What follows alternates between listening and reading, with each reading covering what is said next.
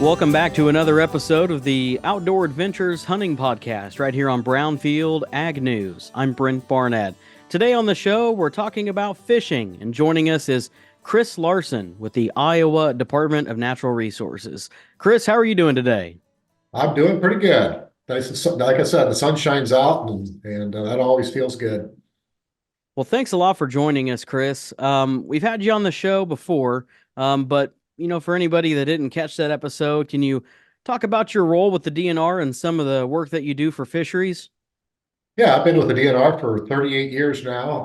I'm a Western Regional Fisheries Supervisor, so I oversee fisheries management teams in the western half of the state, from Clear Lake, Spirit Lake, Blackhawk, Cold Springs, Mount Ayr, and Boone. And so I have biologist technician teams there that oversee it anywhere from 8 to 10 county area, and they manage those resources. And probably one of the biggest changes I've seen in fisheries management in Iowa is going from managing stocking fish and habitat to providing clear water. Water quality is really key in providing good fishing. And so we spend a lot more of our time these days working with watersheds, landowners within the watershed, trying to get best management practices on the land that clears up the water and provides good fishing. So what's some of the work that fisheries does during the winter months?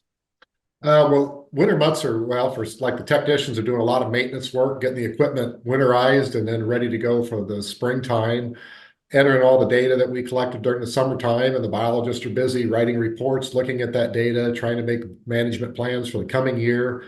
What are we going to do for the season? And this is also a time of year where we get to go to a lot of meetings. It seems like everybody, of course, we're like the folks that are in the ag fields in the summer. Our staff are pretty busy from April through about the end of October, November. And then in the wintertime, we do reports and get ready for the coming season. So let's talk about some of the ice fishing that took place so far this winter. I know it's been, pretty mild for the most part, Chris. We're in kind of a warmer stretch right now, but, we did have a good period there of some really cold, bitter temperatures. And I'm sure that bodes well for folks that like to do some ice fishing. Yeah, it was a pretty short season. It's probably one of the shorter ones I can remember, and it came on pretty quickly. I was excited to see the cold weather come, but there was about a 10-day period where it was so cold. It was making good ice, but not a lot of folks were getting out there in that bitterly cold weather. But we put almost 8 to 10 inches of ice on our southern Iowa lakes in about a 10-day period, which is pretty fast ice development. And that provided some really good fishing for 2 to 3 weeks there. Some of the braver souls were still sticking it out even just a week ago. But all the ice is gone now in all the southern Iowa lakes, so it's working its way north. I don't think ice fishing is recommended anywhere in Iowa except for the northwest corner of the state, where they still are holding on to that anywhere from 5 to 8 inches of ice in a lot of areas, but don't see much. There's not any shacks out on. I was up at Clear Lake on Monday and Tuesday of this week, and there weren't any shacks left on the water, and I didn't see anybody ice fishing the 2 days I was there. So we're really kind of transitioning to that period of putting the ice fishing gear away and getting ready for some open water fishing. Have you, in years past, have you seen as short of a ice fishing season as we saw this year? The only thing that I can compare it to is 2012. I don't know if you remember that, but I think it was that March we had 3 days over 90 degrees, and yeah, that was about a 4 week ice fishing season that year, and that's the one that really sticks out of being really, really short. Is ice fishing something that you take part in? I do. I really enjoy it. It's just a great activity to do in the wintertime when there's not much else going on. And, if you got a shack and a heater, you can stay pretty comfortable even in some pretty cold weather. And the fish are coming out of crystal clear water most of the time. And of course, they stay fresh right away because you just put them in a bucket and they still stay in pretty cold temperatures. And yeah, it doesn't take a lot of equipment really to catch fish through ice fishing. So it's enjoyable. Yeah, that kind of led into my next question was, what is the attraction to ice fishing? Personally, I do quite a bit of spring and summer fishing, Chris. I've never done ice fishing before. What's the attraction to it? I think a big part of it is just, especially if you're fishing smaller water bodies, the fish are easy to find. Typically, the fish move to the deeper portions of a water body. They're much more docile. They're not swimming all over the lake. They're not in certain place. They're not all over the place. They're gathered up in schools. So if you can find them, you can really catch a lot of fish in a short period of time in the wintertime. And again, it doesn't take, you don't have to have a boat. Obviously, you can walk out on the ice or get an ATV out on the ice and get to an ice fishing spot pretty easily. So I think that's one attraction to it. You know, you mentioned earlier about the fish staying fresh. Just curious, do they taste better from the colder water like that from ice fishing compared to some of the warmer water temperatures during the summer? Probably mentally in my head, I think they do because they're coming out of such clear water. In the wintertime, you don't see a lot of algae growing in the water, and so they're coming out of that crystal clear water and just they appear fresher. And obviously, staying cold like that, the flesh is going to be much more firm and fresh. And you get, in the summertime, you get a lot of big algae blooms, and sometimes that can give just some fish a little off taste to them a little bit. But in general, I think most folks that ice fish and or fish throughout the year will say that fish through the ice are going to be the best eating you're going to find.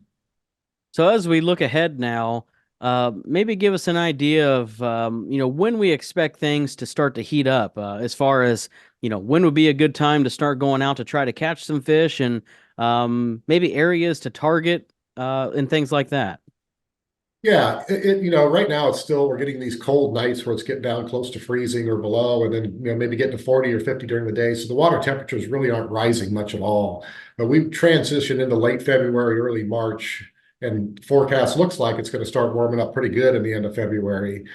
That'll start warming the water up, especially if it stays above freezing at night. And so some of those fish species, like crappies especially, and some bluegills, will move into shallower water where they can find some warmer water. Of course, they're cold-blooded animals, so get their metabolism up, they can start feeding. They've been, haven't fed a lot all winter, so they're looking for something to eat.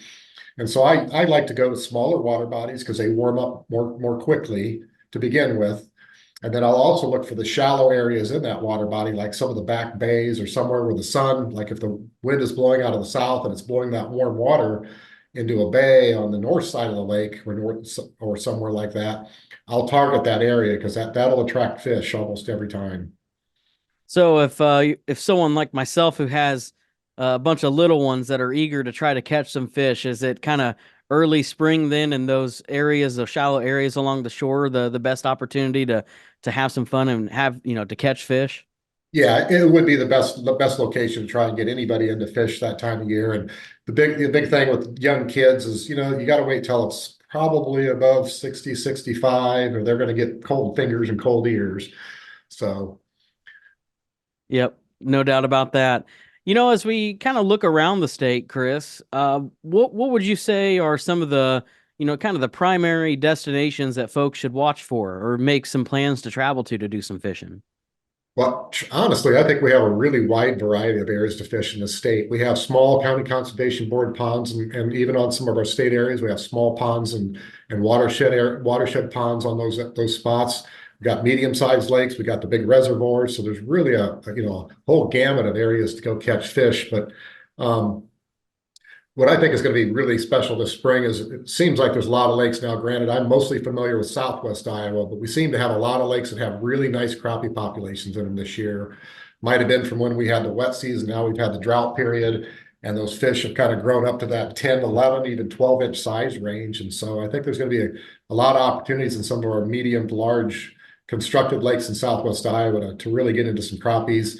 Again, as I talked about earlier, we're doing a lot of work in watersheds trying to improve water quality in our lakes, and we've cleared up a lot of the lakes in Southwest Iowa and throughout the whole state of Iowa for that matter. And so really we've got, like I said, I've been here 38 years, and I think we have better fishing now than we have when I started that long ago, just because we've done such a good job of restoring some of our systems to better quality waters, and that's providing good fishing. Yeah, can you talk more about some of the work and projects that DNR does as far as maybe getting some more habitat in the water for the fish populations? Yeah. We tried to take on habitat projects. When I first started, it was putting in cedar trees. As a matter of fact, back when I my early days, we collect Christmas trees from folks, after Christmas time and put them in. But we learned quickly that a Christmas tree's branches fall off in about 1 year. So that big pile of Christmas trees you put out there ends up being a pile of sticks in about a year or two. But cedar trees hold up much better. And then we've migrated on to doing other things. When we do a lake restoration, we also do some in-lake work. So when we lower the lakes down, it gives us a chance to modify the bottom area to maybe build some ridges and put some rock reefs out there. We do bluegill spawning beds with pea gravel. We do just big rock, fields like a football field covered in rock, because most of our constructed lakes in southwest Iowa have just a dirt bottom, and so there's really not much variety in the habitat there. And so we try and do a lot of rock type work. Of course, those last a long time, and they're great fish attractors as well. So I think that's one of the big changes we've made with fishing. And then we also do a lot of shoreline work, arming of shorelines with rock to keep the banks from sloughing in, and that provides good habitat as well, especially for shore fishermen looking. And particularly in the spring, those fish like to move into those rocky areas to find food, and they're close to shore, and so it's a good place to start fishing in the spring. Throughout my life, done a lot of bass fishing, catfishing as well from time to time. I primarily have always enjoyed bass fishing, but I'll just tell you, there's nothing better than finding a school of crappie that can make for a really fun afternoon. So for any of the folks out there that do crappie fishing and are searching for those areas, what's kind of the crappie fishing 101 as we head into spring? I think just stay adaptable. Like I talked about earlier, it's kind of a seasonal fishery. So in March, you're looking for those shallow bays and the back ends of these lakes and ponds. Um, you know, Crappies are not a bottom dwelling fish mostly. They're kind of mostly suspended and or near structure. So don't fish clear on the bottom if you're trying to catch crappies, especially in the spring. I like to use a cork or a bobber of some kind so I can fish a wider area, because some of those bobbers help to cast it out farther. But then change your tactics as you move into the months of May, because that's the spawning season for crappie. And then they'll definitely be close to shore. Rocky shorelines are probably some of the best areas to look for spawning crappies, and also any kind of brush pile or tree that's fallen in the water near shore is also a great attractant for crappies. And they're kind of like bluegill, but not quite. They're more territorial, but there'll be a whole bunch of crappies in a stretch of like around a fishing jetty or along a rocky shoreline. And just kind of keep working your way down to catch those fish. And then as they transition into summer, they move out to deeper water, and they're more suspended. So drift fishing in a boat or a kayak or canoe out in some of these lakes can be very productive at catching crappies. But then again, there's a thermocline that forms in the summer that's a kind of a cold, warm water barrier that sets up around mid-June. And below that barrier, which is usually around 10 feet in Iowa lakes and ponds, the oxygen starts to go out because there's not that mixing with the surface waters. And so most of those fish will be above that 10-foot depth. And so you don't want to fish real deep in the summer for crappies. Just kind of drift along in 6 to 8 feet of water. And then if you can find any kind of structure like a cedar tree that's sticking up into that above that thermocline, that's also a great place to go after crappies. And then it transitions into fall to even different techniques. What's your go-to, Chris? Do you like to catfish, go for walleye, bass? What are your plans look like every year? I like to catch lots of fish, and so I go for the panfish. I'm a crappie bluegill fisherman. I like to catch both. I prefer bluegill. I think the meat's just a little bit firmer and a little sweeter. I know some of the other crappie anglers or diehard crappie anglers will argue with that the crappie's better.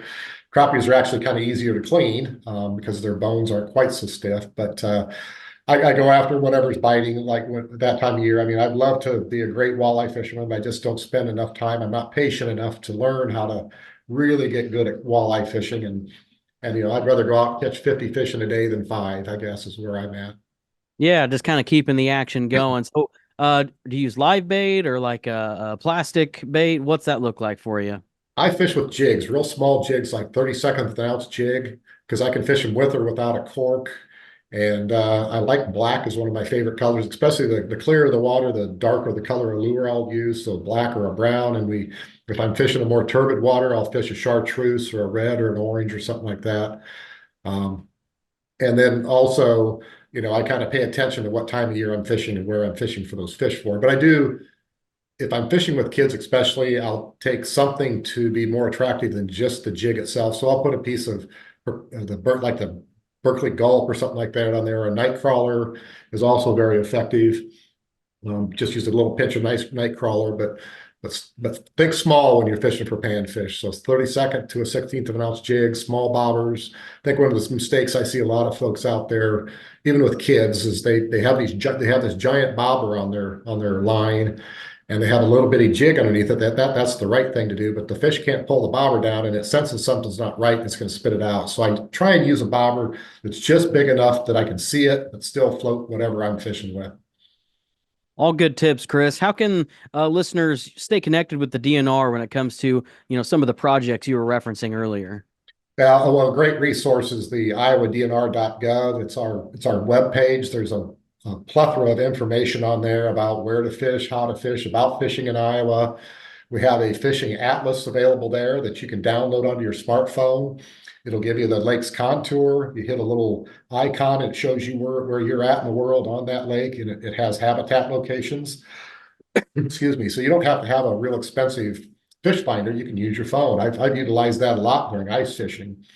And there's also all of our staff locations listed on that website. So if you're in Northwest Iowa and you want to know how the fishing is in Spirit Lake, just give the Spirit Lake office a call, and they're always glad to help folks get connected to where the best fishing is, and that goes for anywhere else in the state as well. Well, thanks for coming on the show with us. It's going to be an exciting spring. Good luck to you this year. Yeah, let's hope we start getting a little moisture in our lakes and rivers. We need a little bit of that. Yep, get some of those water levels up. You bet. Yeah. Chris, always good to talk to you. Again, that's Chris Larson with the Iowa Department of Natural Resources. And thanks a lot for tuning into our Outdoor Adventures program right here on Brownfield. I'm Brent Barnett.